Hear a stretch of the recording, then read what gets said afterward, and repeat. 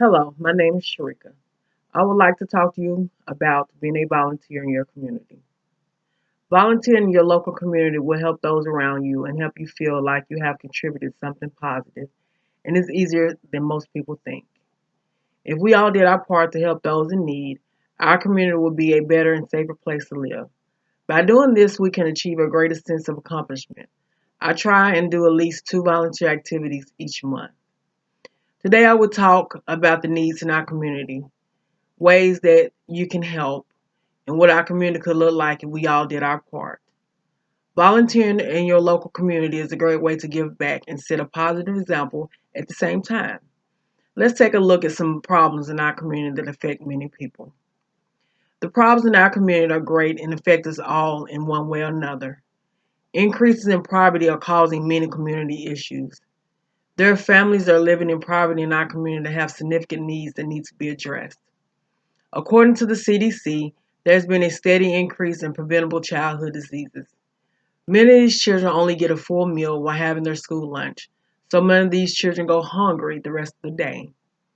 Tests show that standardized test scores for these children have also been decreasing. Because of these increased poverty levels in our community, food pantries and shelters are at or over capacity. The largest homeless shelters have had to stop limiting the amount of time a person can stay because of the increase in demand. One food pantry I volunteer for has had to cut its operating hours simply because it does not have enough food. This is becoming a nationwide trend. Due to the increase in poverty, the crime rates in our community have also increased. A local paper reports a 14% increase in petty theft of property. The local police published an article saying that many of these increased thefts are due to people pawning the stolen property in order to pay for food and prescriptions. It is clear that our local community is in great need, and there are many ways to help solve these problems. If we all agree to volunteer at least once a month to help out those in need, we could elevate many of the problems. There are many ways to get involved in the volunteer community. According to a local food pantry, is always in need of more canned goods and other non-perishable items. You could take them and leave them in your local food pantry, and because of COVID-19, call before you go to see how to do a contactless delivery. Food pantries are also currently seeking long-term and short-term volunteers to help organize and deliver the food to those in need. You can talk to your local elementary school also to see how to establish an after-school program made up of volunteers to interact with children affected by poverty. In this program, volunteers could read, play basketball, or just serve as good role models for the kids.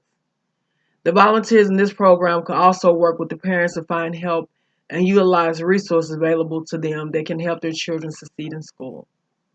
There is a high demand and lack of resources and funding at homeless shelters. Many of these shelters are currently in need of repairs and could use volunteer workers to clean, repaint, and perform basic repairs on parts of the shelter. Now that we've gone over three specific areas in which we could volunteer to help our local community, let's talk about some of the benefits. Helping the local community deal with our poverty issues will benefit us all. Let's go over three benefits that come to mind when it comes to volunteering. First, children will be better served in our community with increased help at the food pantries and the after school program.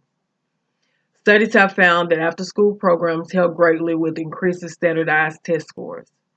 In addition, children who have positive role models are less likely to become involved in criminal activities as teenagers and adults. Second, this plan of action will greatly enhance the ability of local officials and service providers to solve the problems in our community. By volunteering, we're freeing up the time of officials and service providers to find other governmental solutions to the needs of the rest of the community. Also, by volunteering, we're giving the workers at the food pantry and shelter some much needed relief. Third, this plan will help decrease some of the crime related to petty theft. And lastly, volunteering to help your fellow citizens will make you feel better. I find that even if I'm having a bad day, by volunteering, I realize that I can make a difference in the world and my mood lifts. Plus, volunteering is not a bad thing to put on your resume. The more you volunteer, the more people you get to meet. With our volunteering efforts, we can make a brighter day for those in our community. Today, I discussed why we should volunteer to help those in need and provided 3 easy things you can do to help out and demonstrated some of the benefits of volunteering. You never know when you yourself might need help one day. I encourage you all to volunteer in our community to help those in need. If you would like to know more information on ways you can volunteer, you can reach out to your local American Red Cross. That would be the best place to start, and they can direct you further. Also, you'll find the campus, Jackson State, have a volunteering office that can give you information about how to volunteer also. Please do your part to help our community reach its highest potential. Thank you.